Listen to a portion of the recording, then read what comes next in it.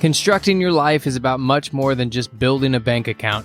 Each week, join real estate entrepreneur and mindset coach Austin Linney as he interviews guests who are constructing their dream lives and impacting the world around them on a daily basis. If you're an entrepreneur or wanting to start a business, or you just want to hear motivating stories of how others have overcome the odds, you are in the right place. And now for your host, Austin Linney. Get in here in a minute. We are doing this call tonight because me and Matt want to bring the most value that we can to everybody. And these are new agents to the game.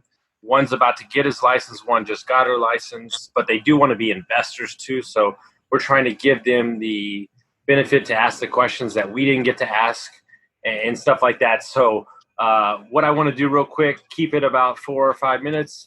Amber, we'll let you start, kind of tell them where you are, who you are, and what you're doing, and then we'll go from there. Yeah, awesome. So my name is Amber Adams. I do work with the Zolan Group. I work for Ryan Zolan in Arizona. We work mostly in the East Valley, Phoenix area, and I just got my license in July 22nd. Went through the class in about a month, and then took the state national test, passed the first time. And from there, I've been in the game for about 2 months now. I just got my first clients under contract for a new build construction, and that one will be closing in June here soon. So hopefully in the next few months, we'll have that one. And then, just kind of going from there. I'm mainly focusing on the traditional residential side for now, but definitely interested in getting into investing here. Awesome. Jaime, go. Yeah, so I'm currently working on my real estate license. I'm about halfway through it. I just discovered, the magic and wonders that real estate can offer just about 3 months ago. And I've gone head first into everything. I'm super excited to get my license and get going. Similar to Amber, don't have my first property yet, but I'm definitely formulating my plan and kind of my strategy to get that first property and just, keep scaling from there, in smart ways and tactically. But I'm just excited about, jumping into the real estate world. Awesome. Well, this man doesn't need any introduction. Matt Teifke in the house. Thanks for taking the time, my brother. I probably know it's like beddish time for the young baby, so tell Lexi thank you so much. But Matt, you weren't on the beginning of the call. Amber got her license in June, and she already has a new construction house under contract, baby, this week. So nice. Yeah, man. So I love it. Thank you. So here we go. I'm going to let Matt kind of handle a lot of the real estate stuff. I'm going to handle the podcast. So Amber, we'll start with you. Go away with your first question. Ask Matt. So just so you know, if you don't know Matt owns a property management company. He has a bunch of houses. He owns a brokerage. Agents underneath him, they have a construction company. So he covers the gamut on all the stuff, multifamily assets, everything. Awesome. I kind of want to get your opinion.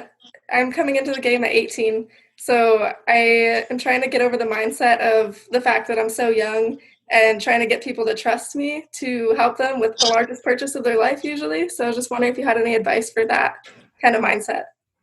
Yeah, absolutely. I can just kind of tell you the way I've approached it, and it's just super exciting when you're young and you have a lot to bring to the table, and that's what I think you have to show people is that although you may be young, you're willing to put in the work and you're willing to go the extra mile, and you've got to really go perform. And most of the time when you have that mindset and that effort, you are going to perform better than most people. Behind that, hopefully you have a really good brokerage. And if not, there are other people that you can find that will help you, and getting the resources from them. Sometimes you have to give up a little bit on a deal. I remember my first couple deals, I found them and I wanted to keep the full 3%, but I realized, let me go get a co-broker and give them half. And, maybe I'll make a little bit less right now, but we'll do it right. I'll learn, I'll build a relationship. Maybe they'll bring me deals later in life. And so just kind of approaching it in a long-term mindset, I think, is the key. And then just phrasing it in your mind. If you're passionate and you care, have some confidence in yourself and know that you will go figure it out, and be honest with people. That's all you can do, and say, hey, I don't know the answer to that, but I'll find it out. And people respect that. And so I think it's just a process that everyone has to go through. but to kind of put it in perspective of bringing people on. Don't try to keep the whole deal yourself. Go out hustle and out grind and then perform. And I still do it to this day. If there's a certain type of property that I don't specialize in, I'll bring on a partner and we'll go do it together. And I think all those same thoughts in building that relationship with those people. So hopefully that's helpful. Yeah, definitely. And just so you know, Matt got started at like 17 too, so he's fully aware of the whole scenario. But something I want to add to that, an old boss told me, is never lie about where you are in your journey. And if you're honest and upfront with people. But here's the most important thing. When you're young, I don't care, and I get it, like mindset's everything, but don't let them catch you slipping, right? And what I mean by that is know the square footage. Know the features of the house, show up prepared and your results will speak for itself. But understand that I've met people that have 180 units at 19 years old. So don't put the only limitations that exist are the ones on yourself. And so don't put your own limitations on yourself because clients are already doing that. So, rid yourself of that worry and just show up prepared. And that's all you can do, And another thing on that note, people work with people that they like, right? And if you put in the grind and the hustle, that's the best part. But there are some advantages to being that person. I remember clients of mine, I could tell they wanted me to make some money and they liked me. And that's literally why they bought a house from me. And so there's definitely advantages. People are like, yeah, someone younger, they're putting in the work. I want to work with this person over the person with all the experience. So you can look at it from all different perspectives. And also, guess what? You don't have 2 kids and you don't have to be home by 5. So if they need a hustler, that you got all the time in the world, so use that to your advantage, That's super important. Jaime, drop it down. What you got?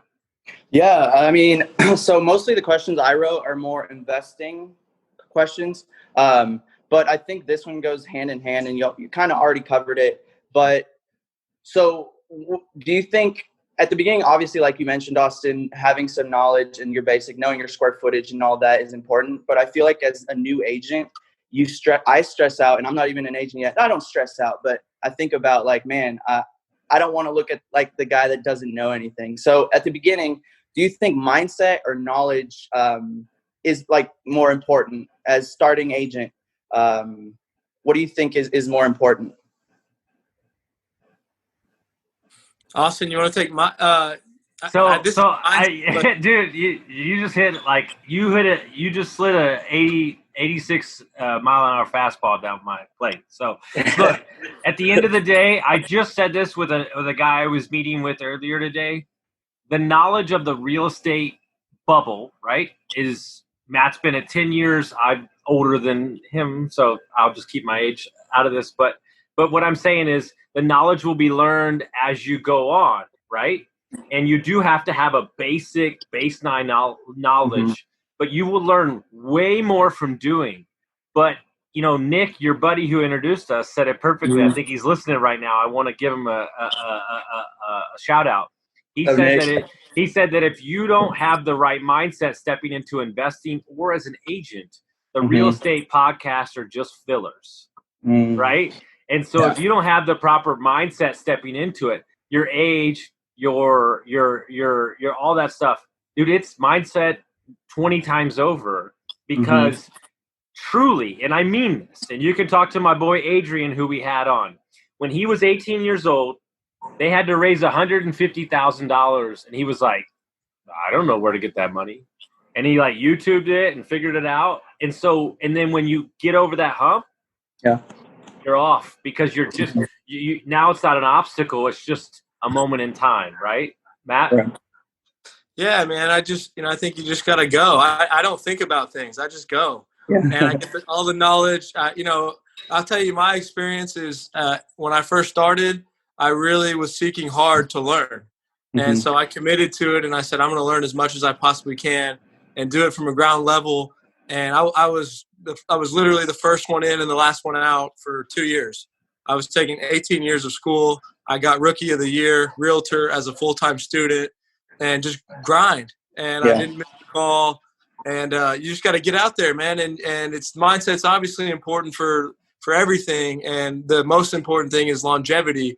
And I just say it's a long game. And if you can realize that starting at the beginning is the greatest thing ever, because you're literally putting all the things in places and you're building these clients, and if you can be organized and detailed, every year gets better, and it just compounds and it rolls, and there's the snowball effect that is really the beauty of real estate.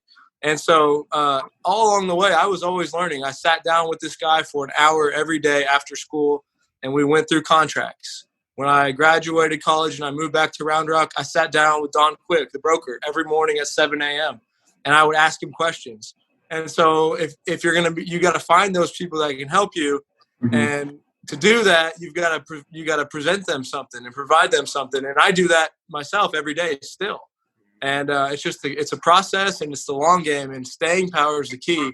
But when you're new and you're getting started, man, building that Rolodex, building those, the people got to hear your name 10 times before they feel confident that you know what you're talking about. Because everyone can come out and blast that they got the real estate license, right? Everybody knows a real estate agent. But what are you going to do to set yourself apart and have that staying power, I think, is the key to success in this business. That's good stuff. And I think more importantly, as me and Matt surround ourselves with higher level individuals, Jaime knows where I was last night. I mean, just like blew my mind on my own stuff, right? Meeting mentors of mine that I've known for 3 years. Do what you say you're going to do. That's the most important thing, and do it with a quickness, right? And you don't have to have everything figured out, but you can figure it out, right? And that's what you're doing for your clients too. You're just saying, like, my philosophy in life is I never want to be the cog in the machine that keeps everybody from working. If you're waiting on me, well, then we got a problem because the job's not getting done, right? And so, when they ask you, like, here's a perfect example. Let's say a contract's in, and maybe Matt can speak to this because I'm not an agent. Let's say a contract's in and they need said item 1, 2, and 3. Do it that day. Just get it off your plate. And don't wait till the third day, because what if something happens and it moves along quicker? Just never be the cog in the wheel, Matt. That's to my point that time kills all deals. Yeah. Time kills all deals. Yeah. If you got a seller that wants to sign and he wants to sign next week, there's a chance the deal dies. You got to get it signed right away. And it's a grind. I can remember, it's crazy when I really think back. I mean, there's been a lot that I've done, and I remember writing hundreds of letters, handwritten letters every day. I remember trying a different tactic, copy those pages in the scanner and then just sign it, and it looked like it was handwritten. And just all kinds of stuff that I would just go do and try and figure out what worked out. And that's what I love about this business, is there's always something new around the corner. And if you know the right people, that just expands your ability to make money. You can get, developers or whatever, you can put things under contract and go to those developers, but they got to know you beforehand. They can't know you the first time on your first call.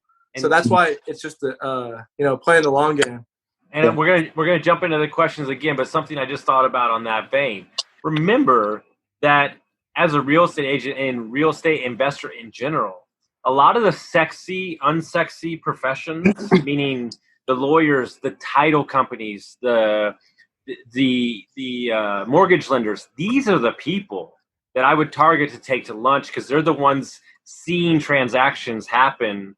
And they're the ones that are closing deals. So yeah, I want you to network with other agents, of course. But Matt got his start in property management, and that's how he's got a lot of deals, because he has direct access to the owners. Matt, what do you speak on that? Well, I just want to say, man, that, my best advice, and it only comes from what I've done, is anytime I ever do something, I really do want to be the best at it. And I wanted to get my master's degree to make me the best guy in real estate. Then I want to go work at Endeavor, the best developer in Austin.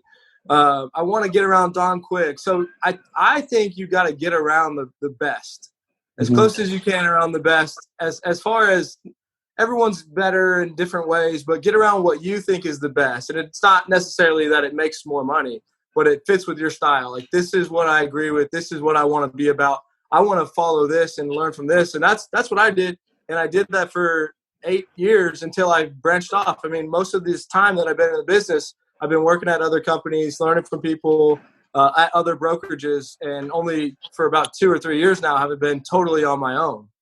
Mm-hmm. So just get around people that, and if you get around someone and you don't agree with it, like move on, find someone else that's, that you agree with.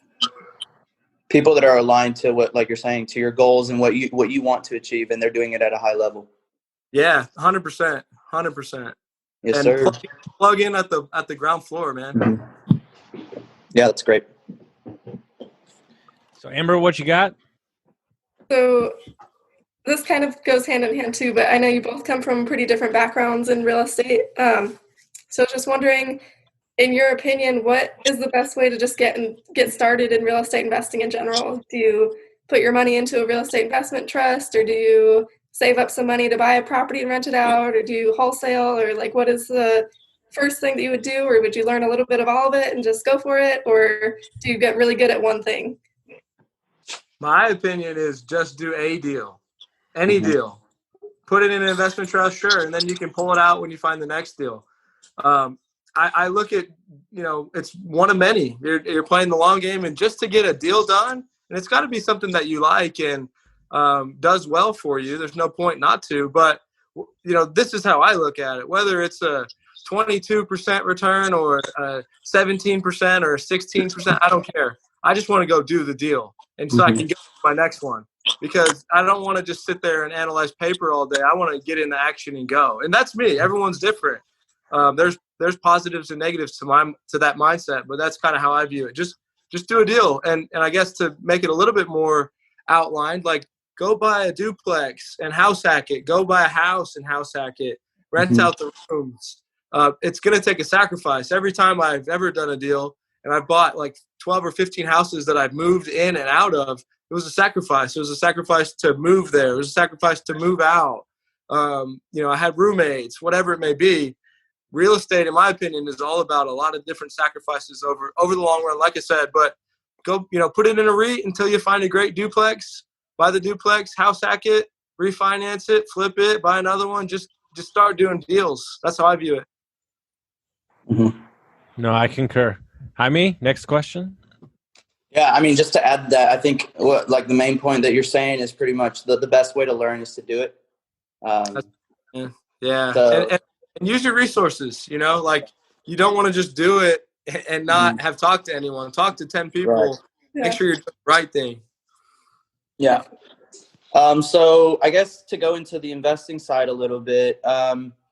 So for example, I'll give a little quick scenario. So before I started really diving into investing into real estate, I was looking into a house hack, but this house hack happened to be a new construction, and there was developing going around all around. And once I started looking into it, I realized, and I talking to some people like you mentioned, Matt, is okay, well, I'm also competing with the developers that might have, or like the builders that might have like incentives or can drop prices, to compete with me if I'm trying to get a tenant in there, like for a house hack, for example. So what is kind of your opinion on that? Kind of analyzing the competition kind of deal in an area. Man, analyzing competition is amazing. It can go on at all levels. Like if you're looking to build self-storage, I've gone to self-storage facilities and found out which self-storage units had padlocks. It means that they were already rented. And you can see, wow, these are 99% leased. Maybe there is some demand. Or if they're 50% leased, maybe there's no demand. So you have to understand the price points of all these other properties. I do think, talking about this market, you're always going to be able to find people to come and live in a property with you. There's so much demand. And so, yeah, man, just understanding as much as you can about the competition is key. And then just trying to make an informed decision and feel good about your numbers. You never want to be stretching, competing with new houses like that. But if you feel good about it, it can make a lot of sense. Because those are going to be families that buy those houses too. And not going to be necessarily people that want to rent a room or two, Yeah, no, that's good. And if you need to know about house hacking, all you have to do is talk to Diego Corza. Yeah, he's the man, the myth, the legend on the house hacking. Amber? So, let's see.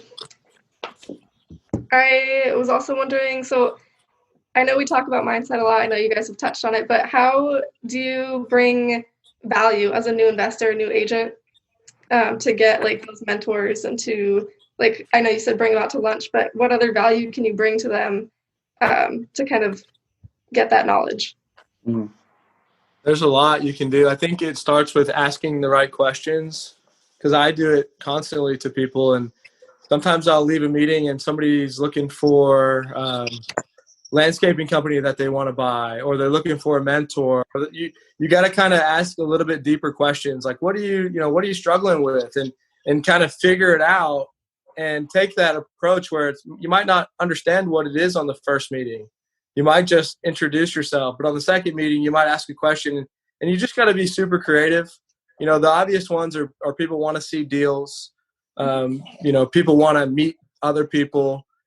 So the more you're finding those things and getting those in front of people, you can also get as creative as you want. I mean, when I was doing commercial real estate, we had brokers that would try to reach out to retailers all across the country, like Gold's Gym or Dick's Sporting Goods, and like try to get them to be clients as commercial brokers. And they would send, one guy would send a pizza, and it would say, "Call me," and the pepperonis. And then the next week he mailed the shoe, and he said, "I got 1 foot in the door." And so like That's awesome. creative, and that's just a random, thing to get in front of someone, but really just finding out how you can add value and how you can plug in, and trying to ask those questions like, what are you struggling with? What are your goals? And then maybe come up with something creative to help them get there. Okay. That's awesome. Yeah, and I think there's the obvious ones, like you said, bring the deals and stuff. But I think more importantly, like, you have to be aware that you have to see the signals and the different things that may not be so obvious, right? And like, I'll give a perfect example. Jaime didn't have to do it, but he saw on my Facebook page that I went to a Spurs game eventually, and he bought me a Spurs jersey when we met. Nice. I was like, are you learning shit from my podcast? Like, how? Like, I must have said this, right? A little bit. So, perfect example is how I met Templeton, right? Like, I'm DMing him. I don't know if you ever heard this story, but I'm DMing him. And like, I'm like, I want to spend the day with you. And that keeps going on. And he keeps like saying, no, no, no, no. And then I just sent him a picture of a plane ticket. And I said, I'm be there, deal with it, clear your schedule. But I took it another step further. On his Instagram page, I found out that he loved Cadillacs. So I rented a 1966 Cadillac on 20s to pick him up for the day. And he like lost his mind, right? Yeah. And what that cost me, like, $100, $150. And but he said, "Why'd you do that?" And I said, "Because when I leave today, I want you to remember that I was always here." Yeah. Because there's so much noise out there, right? And so you have to look below, because somebody that has money or has something doesn't need something expensive. They need something that's thoughtful. So if you're always thoughtful, like, that's what you're looking for. But more importantly, like, just give a shit. Like, give a shit with your clients, give a shit with your relationships, because relationships are what make this business. And when you're in a spot, or you're in, Ryan, your boss, is a great, Ryan is amazing at relationships, right? And so you just want to continue to build those relationships, and truly, I know it sounds so easy, but give a shit. Like, care and look at it as more of a transaction, as look at it as, here's a perfect example. You as an agent, if you tell me that your job is to sell houses, I tell you that you're full of shit. And the reason I say that is because you are creating a space for memories for a family, for their kids to grow up in, and sell them safety. The need is so much bigger than the biggest purchase of their life. It's where their kids feel at home. If you look at it from that point of view, then you always win, and you don't have to worry about what's it for or what's it worth, right? And I think then you're removing yourself from value, and you're just constantly being yourself. And that person is enough. That person is great. And I think that's how you win over and over again. Yeah, and one thing, I really think that it's kind of sad, but people don't know what to do or what to expect when someone comes to a meeting and they're really not trying to get anything out of it for themselves. And it's like, how many people do you meet that, that do that and that actually play that long game? It's very, very rare. And when you find those people, you're like, man, this person's still sticking around. They don't want anything. They're just being real, like everything that Austin said. And that's how things really develop into something special, I believe. And also super important, there are relationships that are going to take 2, 5, 6 years to cultivate, right? But you're laying the seed, as my mentor would say, you're planting the fruit trees.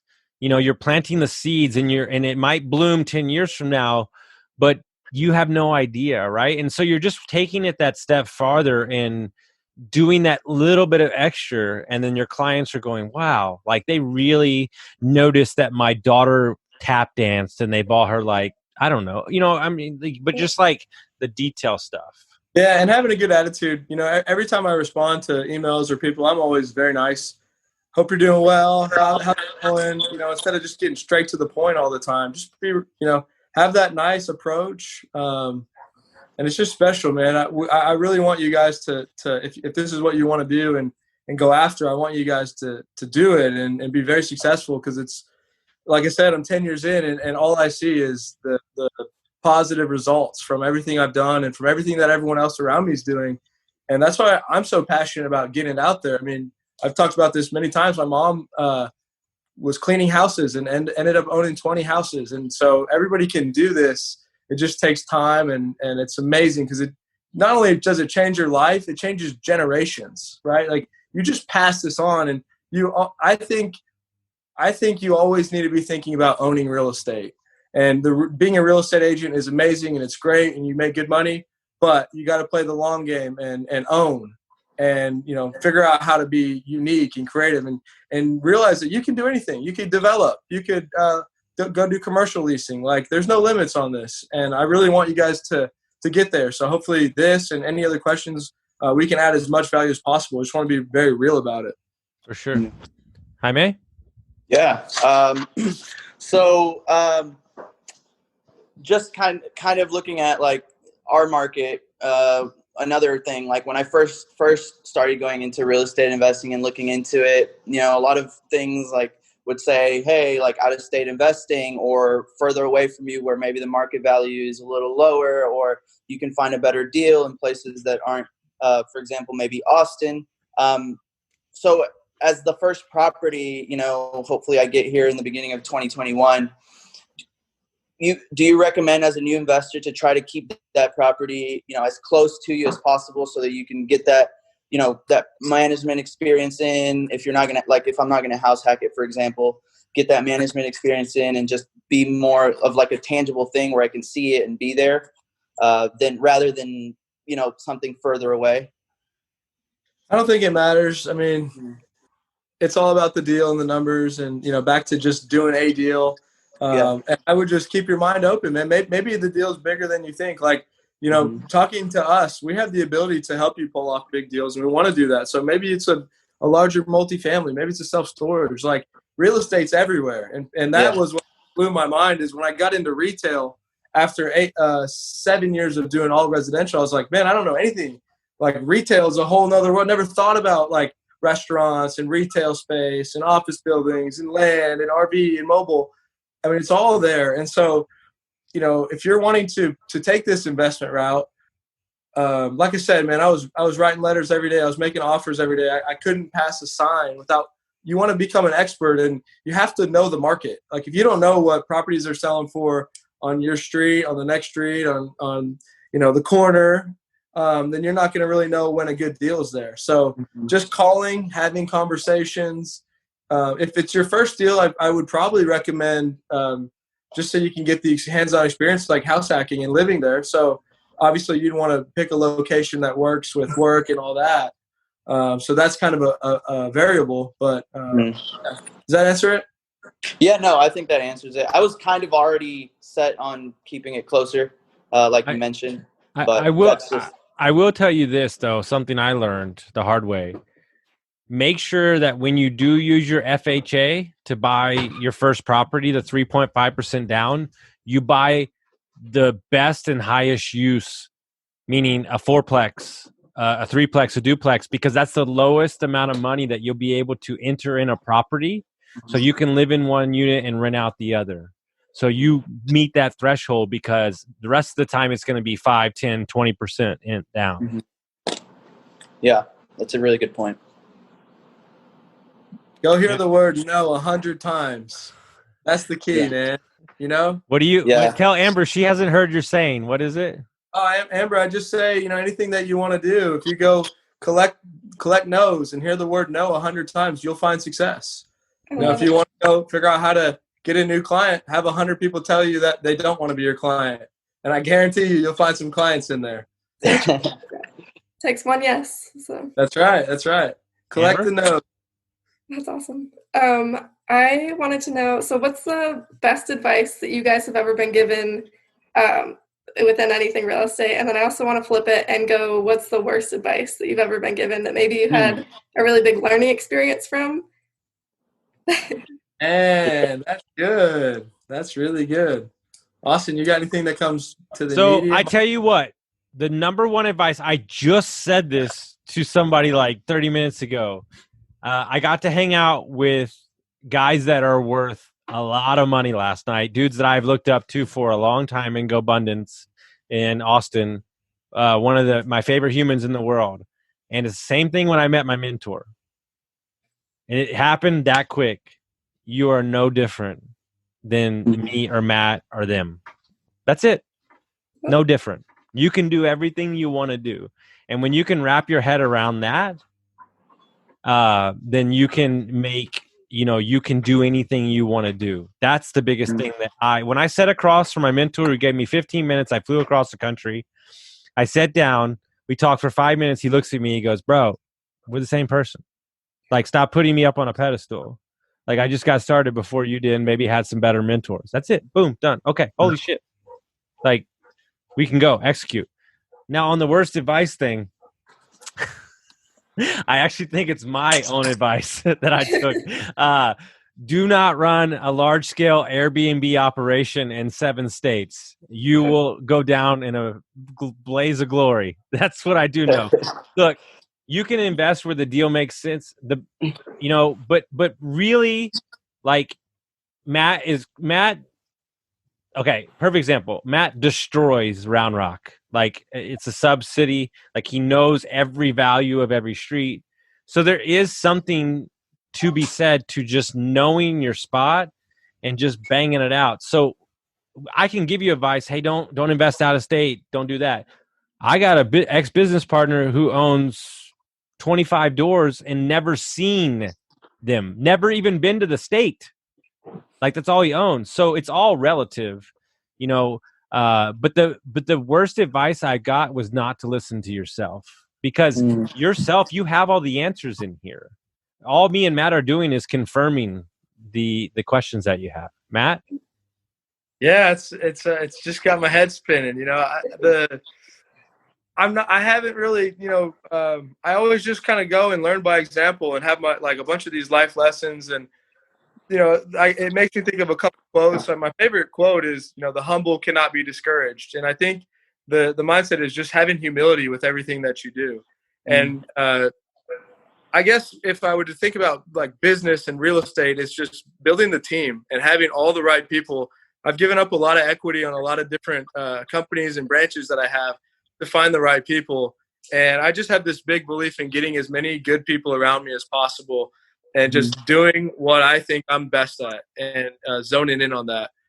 So those two things. And then, the worst thing is burning bridges. I've had like 2 or 3 relationships that have gone bad in the real estate business, and it sucks. And they were friends of mine, and I've learned. And I think there's always things to look back on, but you never want to burn bridges.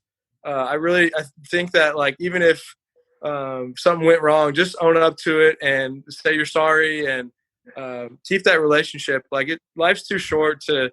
And it sucks, this is on probably a personal level, but sometimes people burn the bridges that are closest to them, their family and stuff. And that can obviously be the worst thing that you can do.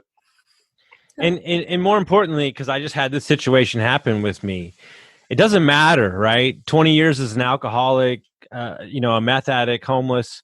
It wasn't until I took ownership of the situation, regardless of their part in it, that I truly was allowed to heal. And that's what Matt's talking about.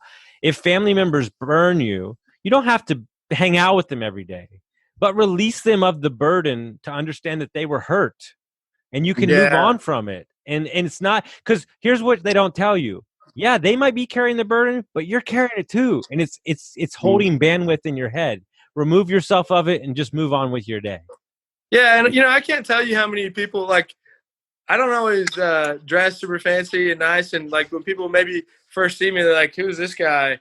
And like you people can be so cocky, and then they realize like, "Oh, I know what I'm talking about," and then they lighten up and like, "That's not cool." Like, don't be that person. And everyone can provide value. Everyone has a role, and there's something about when you start making money and start owning properties that people detach themselves.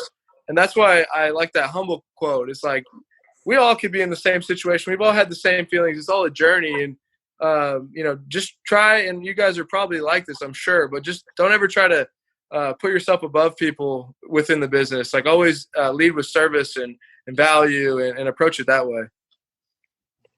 100%. Jaime? Yeah. I think that was all really, really good stuff. So I have realized that I guess your experience with wholesaling, if y'all have done, I'm sure y'all have done some wholesaling. Can you talk a little bit about that? I don't know, like, I know the basics, I know how it works, but like, for example, if I'm trying, let's say, I'll get my license here in about a month or so. But, for example, one of my goals is to get a wholesale deal before that. So what would be something, I know just get out there, like, look for deals, like, and trust me, like, I'm doing that for sure. But like, if is there anything else you think I could work on or do? Because that's something that I'm focused on, just because I think it would be good for me to get some experience. Yeah. We can go through specifics of what to do. It's like, how many doors have you knocked on today? How many calls have you made? How many letters have you wrote? How many people have you given your card? Those are all the tangible things. The basics, you're putting your name and or assigns. You probably know that. When you start assigning contracts, it opens up the world to everything, because now you're not just putting it under contract for other people. You're just putting it under contract and figuring it out. And take that risk. I think real estate is about taking risks. It is scary when you're doing your first deal, but just do the deal. You're going to do the inspections. You're going to get the appraisal. And get around the people that know what they're doing. The reality is, if you know what you're doing and you have the right people, it is. I hate to say it, but it is hard to go wrong with real estate. The bank, is a third party that doesn't want you to buy something that's not worth that. They independently verify that. There can be a lot of moving parts. So when you get into development, that's different. But it opens the world to do anything with deals. And so take that risk of, if you put a property under contract, what do you have to lose? Depends on what your option fee and your earnest money is. Some people, when you're wholesaling, they'll do $10. So you got $10 to lose. So if you do that 20 times, you lose $200 if you don't even get a deal done. Right. And so that's why it's just about that. And, the process of finding deals is everywhere. You can go knock on doors. You can poll ownership. You can send mailers. You can Facebook message people. You can talk to everyone. You can go on Craigslist. You can go on Facebook Marketplace. You call every for sale by owner. You call every broker. And it takes time. That's the hardest thing about this business, in my opinion, is that nothing happens overnight. Most things that you do, you can see results somewhat quickly, but not in real estate. And so that's why I always talk about the staying power. If you can stay in the game, there's always a big deal. It's just right around the corner, but you have to be in the game. And I don't think you can do it part-time to do it at a very high level. I think you got to go all in full-time. So man, I just, find out every way possible to track down an owner and then go do that. It's funny that you say that, Matt, because I'm going to ask the question for him, because I know he might forget it or ask.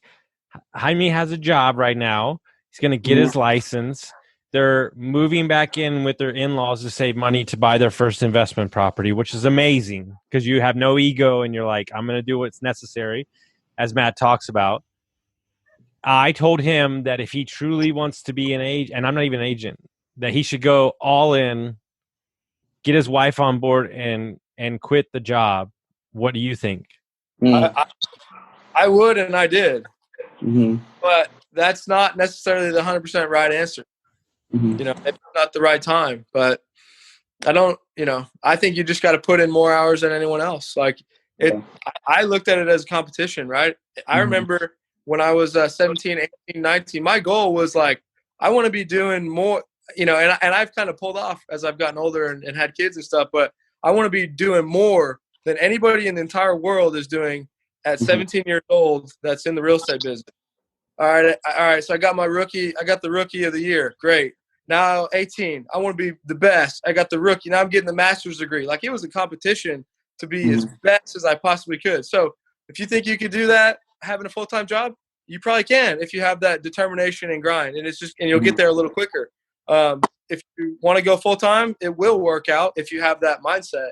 And it was like, I'm making more calls than anyone right now. I'm knocking on more doors than anyone. I'm doing everything I possibly back to and I got this out of a book, but I believe this as well. If you have a goal and you literally do everything you possibly can to get to that goal, it will happen. I never have ever doubted that. It will happen. So it just depends on, like, are you willing to do everything you can possibly do? That means, like, your mind's spinning. Who else can I be reaching out to? Who else could I be talking to? Oh, I got to jump out of bed and go email someone. Oh, I'm going to be up all night now, and just, like, doing it. And, like, oh man, there's a satisfaction in that to me, to know that, like, when I'm doing that, that's when I'm winning, not when I buy the deal, but whenever we're putting in the work that no one sees. And just so you understand, this old man down there still does this to me. He'll text me at like 11:30 at night. What do you think about this Airbnb property? Let's pick it up. So he's so excited about it because he loves what he does. And he's 100% right. If you're all in and you're turning over every stone, there's no chance that you won't succeed at it, because you've chosen that that's the path you're going to walk down. Yeah, that's really good. This, and it's maybe kind of stupid, I don't know, but he's like, look, Matt, if I told you that there's like, a little rock yard. If I told you go pick up all those rocks and underneath one of those rocks is 10 grand, would you go pick up all those rocks? I was like, yeah, I go pick all those rocks. He's like, well, the same thing applies with real estate. There's potentially 10 grand, if not more, behind every door. You got to go knock on that door. That's good. I really like that. I like that one. You win so far with that story. That's a good one. So Amber, what you got? I relate to that too, because I'm in college full time too right now. But I also wanted to know, what do you guys think of the market right now? Because I know in Arizona it's wild. It's super hot. I don't know how similar it is in Texas right now. But I was just wondering if you guys think it's sustainable for much longer, if you think we're headed for a crash, if you think it's going to stay kind of where it's at, what your idea is around that. I don't think it's going to crash. I've learned, I used to ask the same question. Nobody knows. Everyone is just guessing. But I don't think it matters. I don't care what the market does, because there's ways to approach real estate where that doesn't matter. And it's playing the long game. And I don't think, you're not going to go unless you have to the biggest problem is if you over leverage yourself. But if you go buy a house and you're going to live in it, have some roommates, maybe it goes down, 20 grand in value or 30 grand in value, but it will come back up and you don't actually lose that money unless you sell. And so it's just thinking very long-term. And that's with I'm a big believer in making all these sacrifices. Like, I don't ever promote buying houses over 500,000. And I don't think there's anything wrong with that, but those are the houses that do come down big time. When you're buying in the 200s, the 250s, and this is in our market in Austin, 300s, like, it is hard to go wrong. And we're blessed here in Austin to just have a crazy amount of jobs. My buddy told me he saw Elon Musk downtown yesterday, and people are moving here. Joe Rogan and the jobs, and Austin's a cool place. And I've never been to where you are, but heard similar things. Great. And so I don't know. I think the future in Central Texas is very bright. Even if the market crashes, I think you'll be fine. You just have to have the right approach and not get over leveraged and not, be flipping 20 houses at the same time when all your money's tied up there. So, that's how I view it. I definitely could be wrong, But I really believe that Austin is going to grow for the next 15, 20, 30 years. I really see that.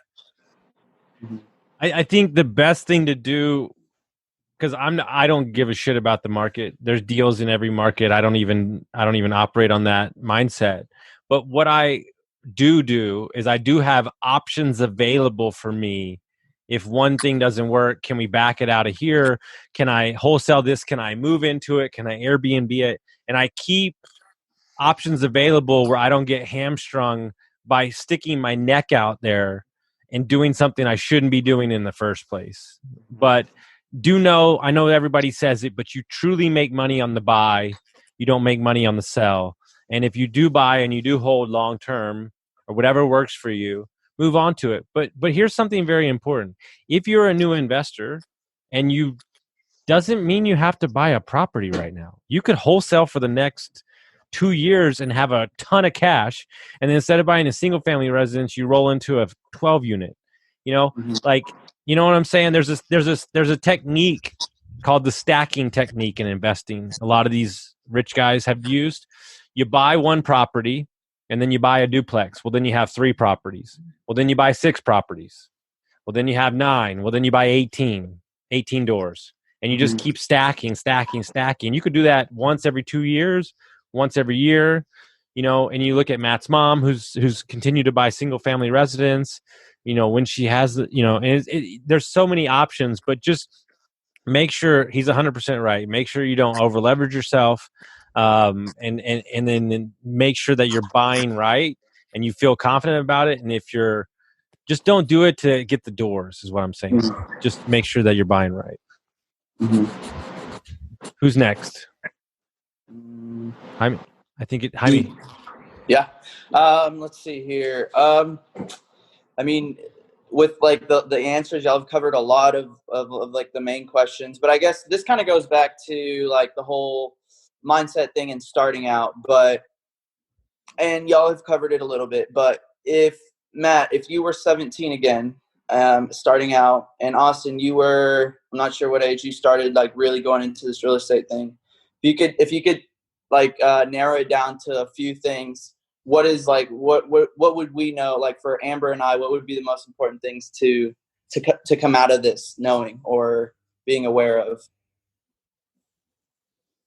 Well, I think you got to just, clearly define your goals.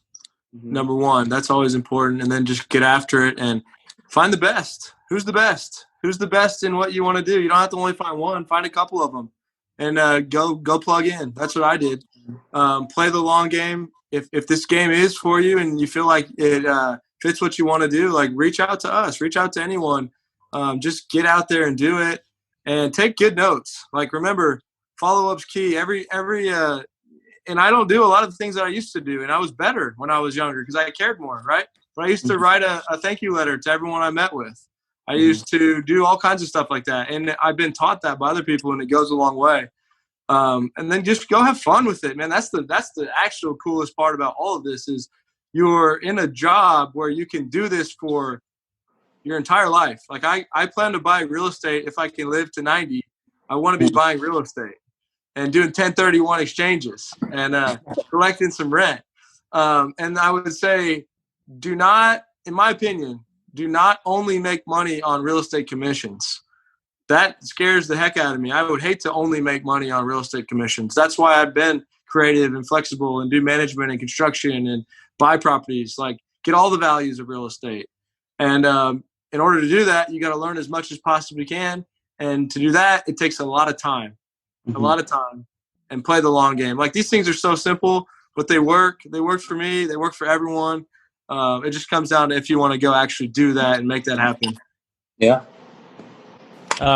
Get started tomorrow, meaning I waited on the sidelines for a long time because I talked myself out of stuff. I wish I would have got started at 18, probably be retired at 30 if I wanted to. But I'm going to go in a different direction. I need you as a human to define who you are as a person. And what I mean by that is who you are and your core values of who you are and what you'll do and what you won't do. And what I mean by that is when you define who you are and your values, that shows up in everything that you do. And what I mean by that is what you will or will not do for money. And you will not be talked to negatively. Like, and what you're doing on a higher level is creating an abundant mindset instead of a scarcity mindset. And you're letting the universe know that you're okay because I've set the groundwork on who I am. My mentor says, you know, I'm a nice person, but my standards aren't. And you're basically removing yourself. I can't, oh my God, I got to have that commission. Yeah, but that dude's a piece of shit. Like, no, I'm not going to do that. I don't want to do something unethical. Define who you are, show up every day as that person, and the right people and the right clients will find you. Yeah. Let me give you just a quick note on that, on making money. I had a guy that I lent $50,000 to right before COVID, and he was going to pay me back 55 in 30 days. And he was in a tight spot. I didn't even really want to do it. And the penalty was every month that he didn't pay me back was an additional $5,000. And COVID hit, and he lost all of his business. He couldn't do any signs. He was technically going to owe me like this. He didn't pay me for a long time, and he technically owed me like $95,000. I was like, dude, just pay me back what I gave you, and we'll call it good.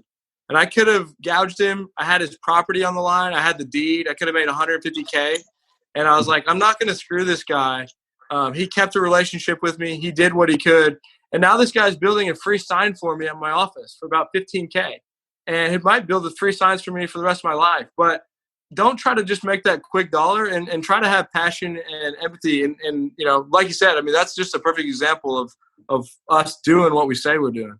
Yeah. All right. So we got time for one more question each. Pick your best one you got left, and then we'll go from there. Oh, gosh. I think you kind of answered a lot of mine. I just want to know personally, what are your guys' like 5 and 10-year visions for the future? Like, where do you guys see yourself heading? Do you see yourself staying where you are kind of right now and just expanding and scaling? Or do you see yourself going down different avenues even? Yeah, I'd love to have multiple partners in multiple cities, in multiple states, and recreate what we've done here in Austin, which is have a little ecosystem of construction, brokerage management, leasing, wholesaling, and find the right people to open up those branches in other markets and put our brand on it and put our marketing on it, and be able to just be around a lot of great people. One of my, I guess, people that I look up to, just not even knowing him, but from a book, is Trammell Crow, and he's a big-time developer. If you guys ever have a chance, that's a really, really good book, Trammell Crow, Master Developer. And he just had partnerships all over the world. And and that's what it was, is all the right people. And I would just like to get as many of those people as I can, everyone grow together. I kind of sometimes think about politics, like maybe at a city level. I used to think about it on a national level, but now it's just like, I don't know, man. It's too weird for me sometimes. So, you know, hopefully try to do some impactful things with money that I can hopefully make, and give back. And I have no interest in driving a Lamborghini or Ferrari, and I see nothing wrong with that. But I'd rather like go do something meaningful. Definitely. And I don't know exactly what that is, but just try and keep an open mind towards it, and always looking for new opportunities. Yep. I mean, I'm doing what I was born on this earth to do, which is help people and lift people up. But for me, you know, I just want to continue to give back. We're going to start a mastermind here soon of young entrepreneurs and real estate agents, and just give value back. But for me, you know, really what we're searching for is, I heard something in a mastermind, and they said, "What's your number one goal?" And she said, "I want to make sure that I'm not location dependent." And that is what I seek my entire life. And so I would like to have a house in Italy, a house in Costa Rica, and a house in the States, traveling around with a nice ranch and all that stuff like that. So, you know, the vision for me is to create a life that I don't need a vacation from. And you're basically doing what you love. So, you know, that's what I'm seeking. And I think where we get it twisted, and what I teach all my clients, is that people build a business and then build a lifestyle around the business, instead of building a lifestyle and then building a business around it. And what I mean by that is, I think we think that we need $200,000 or we need $1 million. And I think that as a person, if you're living in your truths and you're supporting people and you're adding value and you're making 125 grand a year and you can be at all your son's football games or soccer games and you're truly happy, well, then understand that taking that business from 120 to 400 is going to take your time away. And Matt's goals are absolutely ridiculous. And he wants this because he wants to create jobs and he wants to do all these things. But that doesn't have to be your goals. And I think we get caught up sometimes in what we should do or what we shouldn't do when we're not asking ourselves what we need to do. And I just, every day when you wake up, just make sure that you're living in your truths and you're living by your standards, and you're not doing it for somebody else because it's not going to get you what you need. Yep. Jaime, one more question. Sorry, I keep getting cut out. You're good. Yeah, I mean, same. I think how Amber mentioned it. Y'all did a really good job of covering like the main things I had because I got my little list here. But I guess just to keep learning, like you're saying, what's y'all's favorites, like business book and real estate investing book? Because I'm really about consuming, not too much information. Like Austin had a Friday rant about that, but I do want to learn. So any advice on that would be great. Yeah, man, that Trammell Crow Master Builder is one of my favorite. I'm just looking at all my books right now. I saw the book behind you. That's why I thought. Look at this. I mean, I've read all the, Real Estate Entrepreneur, Good to Great, everything. Trammell Crow Master Builder is my number one. Okay. Yeah, Awesome. I'm not gonna say what everybody says. You know what the book is. Move on with your day. But Rich Dad Poor Dad. But what I'll tell you this right now. Hey, here's one real quick. Go ahead. One more good. My favorite. This is my second favorite. What you got? Hunting in a Farmer's World. I've never heard of it. Woo! All right, it's on the list. All right. So I really truly think that there's two books that can change your life. I think Atomic Habits is an amazing book that really gets you focused on the daily habits of what you need to do to be great. But I'll be honest with you, Napoleon Hill's Outwitting the Devil will set your world on fire. It is an amazing book that was written in 1913 or 31 that was locked away for 70 years in a lockbox because they were too worried about it coming out to the public. And I know personally I've given it to 5 or 6 people, and they have read it 5 or 6 times. Now, that I will say this, there's another book, Kyle Cease, The Illusion of Money. The reason that you don't have it is because you want it. It's a game changer book. It'll reposition the way you feel about money. But I will tell you this tip, and I had to learn this the hard way. Money's how the world goes rounds, whether or not you want to realize it or not. When I worked private equity and I learned how investing money works and how hard money works and in construction loans and everything, you enter a different sector of business that is operating on a different level. So when you truly know how the dollar works, and I'm happy to put you on a phone call with Ryan Breedwell, who is, Money Guy number 101, just really allows you to feel freedom in investing and have options on the table. Wouldn't you agree, Matt? Yeah, 100%, man. You gotta. I mean, I research all that stuff and stocks and life insurance. You just gotta know about money. You gotta know all the assets and aspects of it and ways to make money and have good bankers and get really plugged in. Yeah. But something I want to bring up while we get off here, guys.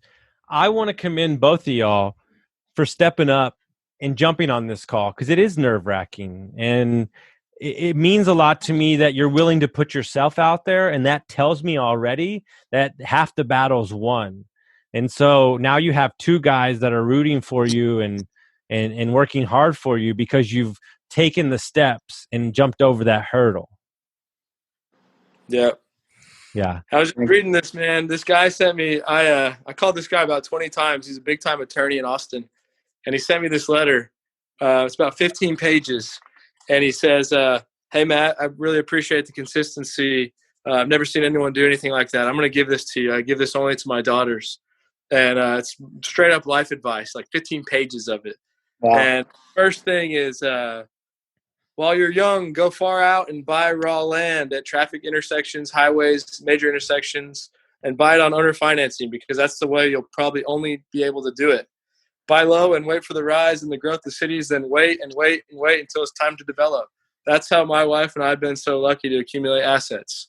Just one little thing, and that's not the exact answer for everyone, but there's way more in this little booklet. You got to get out there. The knowledge is all out there, and I'm excited for you guys. I appreciate everything. And, dude, I got to tell you, I'm sure you probably heard this, but you look like Patrick Mahomes, man. I've heard that. Yeah, that's not the first time I hear that. Dude, yeah. Well, I don't have the arm, but yeah. Straight up. And and I would like to say it's his birthday on Friday too. So all right, man. Yeah. Appreciate it. You guys be successful. Like, I remember being in your shoes, and I really hope you guys stay in touch and just let us know how we can add value. And hopefully, we'll be watching this in 15 years, and you guys will be doing it to someone else. Just keep that mindset and keep it rolling. I love it. Yeah, that's awesome. I appreciate y'all's time and all this knowledge that y'all shared with us. It's really good stuff. And I know that y'all maybe didn't have it when y'all started out, but setting us up this way it means a lot for us, I think. So. No, I appreciate it, but I'm going to give you your last piece of advice. And I told this to Jaime yesterday. He said, how can I add value to you? And I said, you can go for a walk with your wife, and y'all can laugh and smile and be together.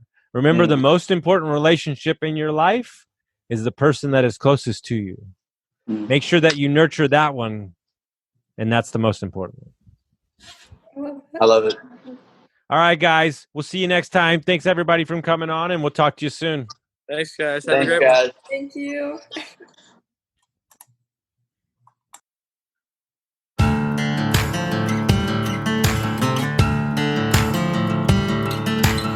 Thank you for listening to Construct Your Life with Austin Linney. If you enjoyed this episode, be sure to rate, review, subscribe, and pay it forward by sharing with a friend. Most importantly, take this opportunity to start constructing your life by taking immediate action on what you learned. For show notes, resources, and more information on one-on-one coaching with Austin, visit constructyourlifepodcast.com.